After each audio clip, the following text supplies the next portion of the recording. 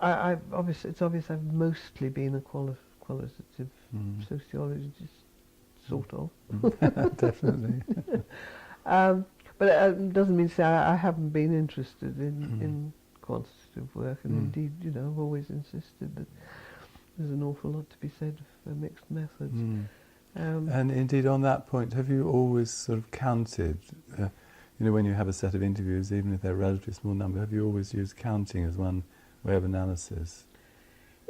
I would argue it depends entirely on the question, that there are some questions that you do answer by counting, and there are some that don't. And I've used different methods on the same data set.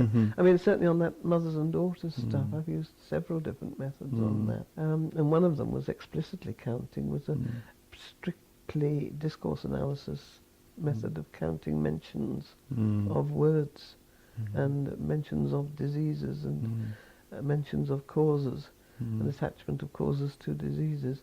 And that was all counting, It's still qualitative, I think, because it's in a qualitative paradigm. You're not doing tests on it, statistical tests on it or anything. But you're demonstrating linkages and weights by counting,